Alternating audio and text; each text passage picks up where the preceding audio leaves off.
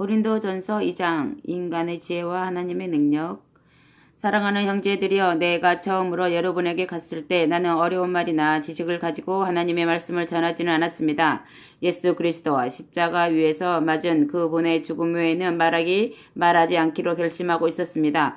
여러분에게 갔을 때 나는 심약하고 떨리는 심정이었습니다. 그리고 웅변적이지도 못하고 인간적인 지혜를 사용하지도 않은 매우 단순한 설교를 하였습니다. 나는 오직 성령의 능력이 듣는 사람들에게 전해져서 그 설교가 하나님께서 직접 이루시는 말씀이라는 것을 알고 싶었습니다. 알리고 싶었습니다. 나는 여러분의 믿음이 인간의 지혜가 아니라 하나님의 힘에 바탕을 두고 견고히 서기를 바랐던 것입니다. 하나님의 지혜.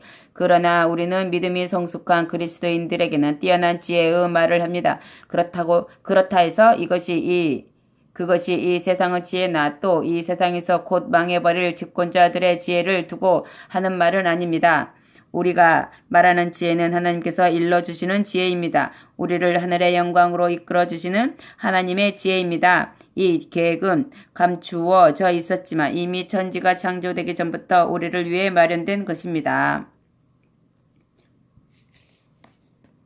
이 세상의 집권자들은 이것을 알지 못하였습니다. 만일 그들이 알았더라면 영광의 주님을 십자가에 못 박지는 않았을 것입니다. 그것은 성경에 기록된 그대로입니다. 주님과 같으신 신이 있다는 것을 우리는 듣지도 못하였습니다. 구원해달라고 기다리는 모든 사람에게 그토록 엄청난 일을 행하시는 것을 눈으로 본 일도 없습니다. 그러나 우리는 이 일을 알고 있습니다. 하나님께서 성령을 통하여 우리에게 알려주셨기 때문입니다. 성령은 하나님의 가장 깊은 비밀까지도 통찰하여 우리에게 알려주십니다. 사람이 무엇을 생각하고 있는가, 또 그 사람이 실제로 어떤 인간인가 하는 것은 그 사람 자신밖에는 알지 못합니다. 이처럼 하나님의 생각도 하나님의 영 외에는 아무도 알지 못하므로 하나님께서는 이 세상의 영이 아닌 하나님의 영을 우리에게 주셔서 하나님께서 값없이 우리에게 주신 놀라운 은혜의 선물을 알게 하셨습니다. 이 선물에 대해 말할 때 우리는 인간의 말을 사용하는 것이 아니라 성령께서 가르쳐 주신 말을 사용합니다. 성령의 일을 설명하는 데는 성령의 말이 필요한 것입니다. 그러나 그리스도인이 아닌 사람은 성령께서 가르쳐 주시는 하나님의 일을 이해할 수도 받아들일 수도 없습니다. 그에게는 그 말이 어리석게만 들릴 뿐 이해가 되지 않습니다. 마음으로 성령을 영접한 사람만이 성령께서 말씀하시는 의미를 이해할 수 있기 때문입니다. 성령을 영접한 사람은 모든 것을 꿰뚫어 압니다.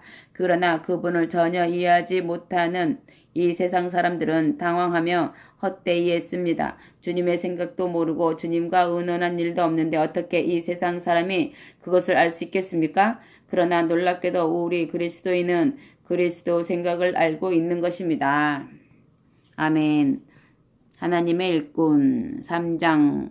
사랑하는 형제들이여, 나는 여러분에게 어떻게 사는 것이 그리스도인다운 삶인지를 마치 어린아이에게 하듯 이야기하였습니다. 여러분이 주님을 따르지 않고 마음대로 행동하고 있으니 어떻게 성령이 충만하여 올바르게 사는 그리스도인을 대하듯 말할 수 있겠습니까? 나는 여러분에게 단단한 음식을 먹이지 않고 젖을 먹였습니다. 여러분이 단단한 음식은 소화시켜낼 수가 없기 때문입니다. 아직도 여러분은 젖을 먹어야 할 형편입니다. 여러분은 젖먹이처럼 하나님의 뜻을 따르지 않고 자기 마음대로 행동하고 있습니다. 서로 시기하고 팔을 만들어 싸우고 있습니다. 이것이야말로 아직도 여러분이 덜 자란 아이처럼 제 멋대로 행동하고 있다는 증거가 아니고 무엇이겠습니까? 여러분은 전혀 주님을 믿지 않는 사람들과 똑같은 행동을 하고 있습니다. 여러분 가운데 바울과 아볼로 중에 누가 더 위대하냐 하는 문제로 교회를 분열시키는 사람들이 있다니 그것이 곧 여러분이 주님 안에서 조금 더 성장하지 못했다는 것이 아니고 무엇이겠습니까? 나는 누구이고 아볼로는 누구이기에 우리가 싸움의 원인이 된단 말입니까? 우리는 단지 하나님의 종에 불과합니다. 우리는 각기 다른 능력을 가지고 여러분이 하나님을 믿게 도왔을 뿐입니다. 그런데 왜 그렇게 야단드립니까? 내가 여러분의 마음에 씨를 뿌렸다면 아볼로는 거기에 물을 주는 일을 하였습니다. 그러나 여러분의 마음속에서 그것을 키워주신 분은 하나님이지 우리가 아닙니다. 씨를 뿌리는 사람이나 물을 주는 사람은 그다지 중요하지 않습니다. 키워주시는 하나님만이 중요한 분입니다. 아멘. 아볼로와 나는 같은 목적을 위해 한편이 되어 일하고 각기 수고한 만큼 상을 받을 뿐입니다. 우리는 다만 하나님의 동역자에 불과합니다. 여러분은 우리 밭이 아니라 하나님의 밭입니다. 여러분은 우리가 지은 집이 아니라 하나님께서 세우신 집입니다. 하나님의 은총으로 유능한 건축자가 된 나는 기초를 놓았고 아볼로는 그 위에 건물을 세웠습니다. 그러나 그 기초 위에 건축하는 데는 세심한 지휘가 필요합니다. 우리는 이미 예수 그리스도라는 참 기초를 놓았으니 그 외에 다른 어떤 기초도 놓을 수가 없습니다. 그러나 그 기초 위에는 여러 가지 다양한 재료를 가지고 건축할 수 있습니다.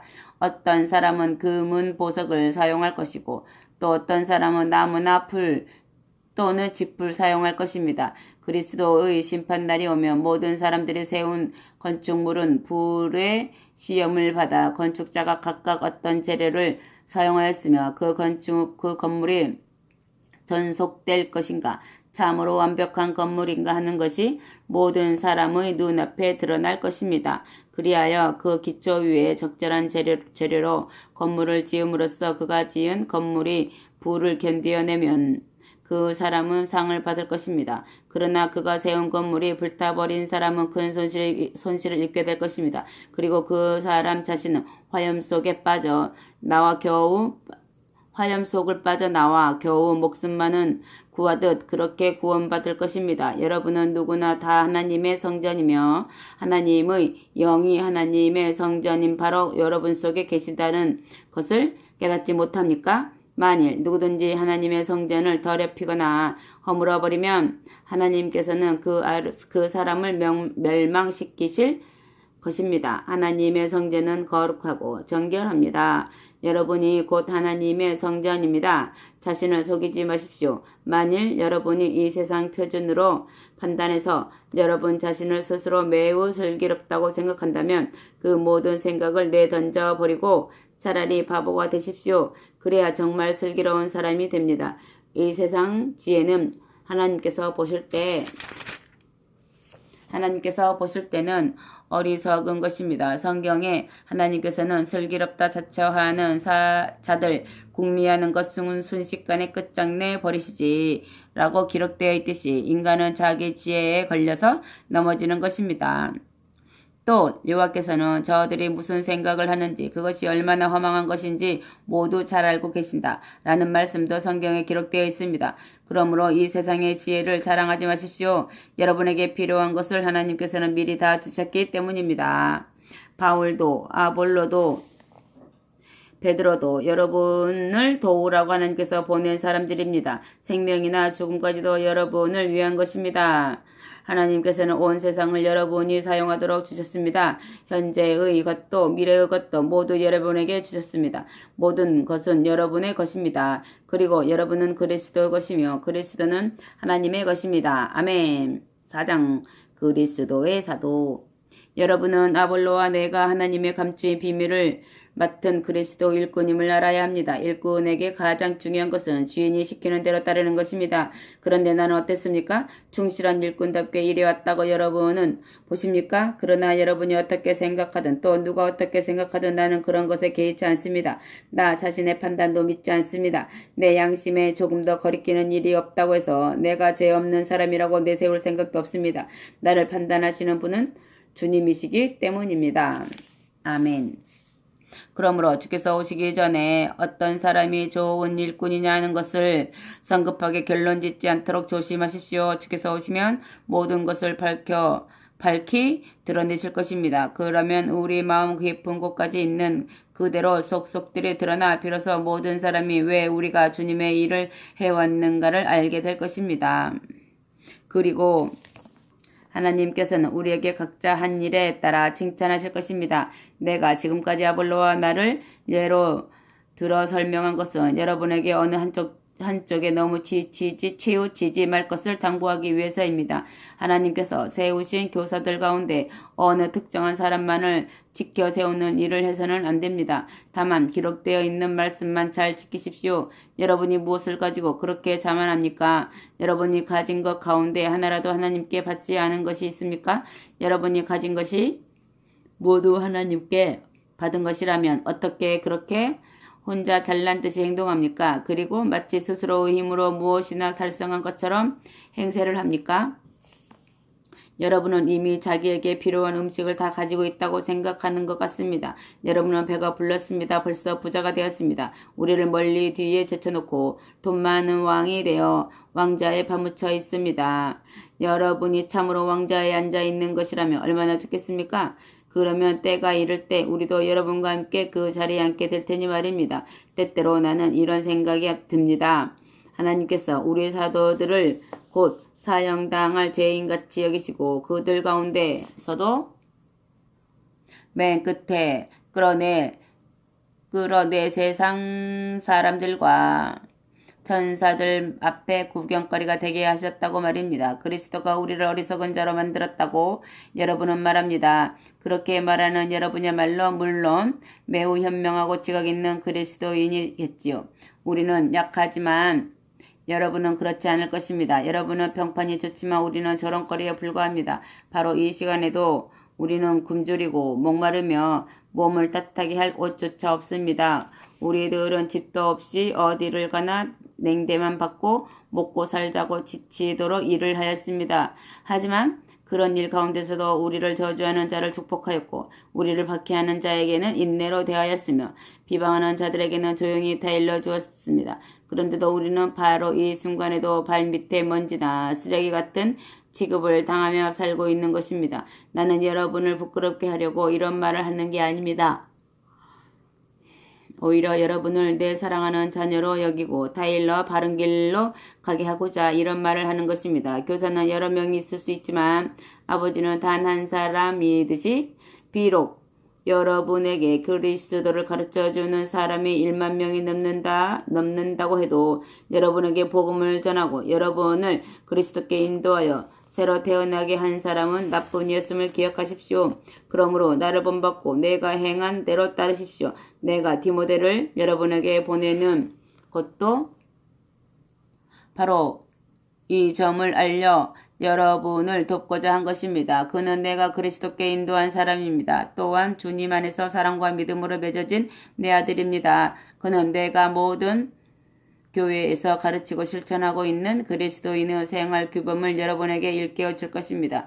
여러분 중에는 내가 여러분을 찾아가지 않을 줄 알고 교만한 행동을 하는 사람이 있다는 것을 알고 있습니다. 그러나 주께서 허락하신다면 나는 당장이라도 가서 그 교만한 사람들이 그냥 큰 소리를 치는 것인지 아니면 참으로 하나님의 능력을 가지고 있는 것인지를 알아보려 합니다. 하나님은 나라는 말에 있는 것이 아닙니다. 하나님의 능력으로 사는 것입니다. 여러분은 어느 편을 택하겠습니까? 내가 여러분을 야단치러 가기를 원합니까? 아니면 사랑과 온유한 마음으로 나누러 가기를 원합니까? 아멘. 음행에 대한 바울의 책망 5장.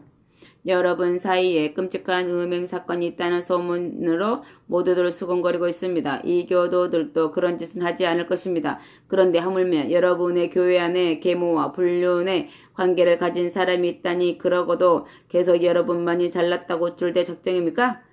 그런 일을 한탄하고 부끄러워한다면 한시라도 빨리 그를 교회에서 제명해야 옳지 않습니까? 그런데도 왜 그냥 묵인하고 있습니까? 나는 몸이 비록 여러분과 떨어져 있지만 마음은 늘 여러분 곁에 있습니다. 이렇게 나는 여러분과 함께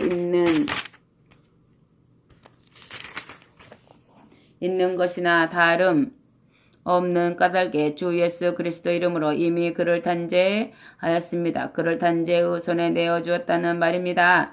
육신은 멸망케 되더라도 우리 주 예수 그리스도께서 오실 때 그의 영혼만은 구원받게 하려는 것입니다. 순결함을 자랑하는 여러분이 그런 일이 그대로 계속되도록 방치하고 있다니 참으로 소름이 끼칩니다.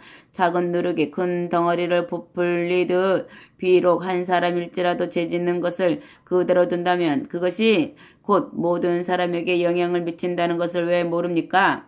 누룩과 같은 인간을 여러분 가운데 남겨두지 마십시오. 그래야 여러분이 순결을 보존할 수 있습니다. 6월절 희생양이신 그리스도께서는 우리를 위해 죽음까지 당하셨습니다. 그러니 미움과 악과 음행으로 가득 찬 옛생활을 버리고 그리스도인답게 굳세게 성장해 갑시다. 미움과 악이라는 묵은 누룩이 들어간 떡 대신 진실이 담긴 순수한 떡, 곧 누룩 없는 떡으로 명절을 지킵시다. 나는 앞서 여러분에게서 보낸 편지에서 악한 사람들과 어울리지 말라고 당부한 적이 있습니다. 그러나 그것은 성범죄나 탐욕으로 빚어지는 사기나 도둑질이나 우상숭배 같은 짓을 대언이 저지르는 불신자와 상종도 하지 말라는 말이 아닙니다. 그렇게 하자면 여러분은 이 세상 안에서 살아나갈 수 없을 것이기 때문입니다. 내 말은 스스로 믿음의 형제라고 내세우면서 성적인 범죄에 빠져 있는 자나 탐욕을 일삼는 자나 사기꾼이나 우상숭배자나 술주정꾼이나 모독적인 말을 입에 담는 자들과 상종하지 말라는 뜻입니다. 그런 자와 함께 음식도 먹지 마십시오. 교회 밖에 있는 사람들을 심판하는 것은 우리가 할 일이 아닙니다. 그러나 교회 안에 있는 사람들 가운데 이런 죄를 짓는 사람이 있다면 당연히 엄하게 심판해야 합니다.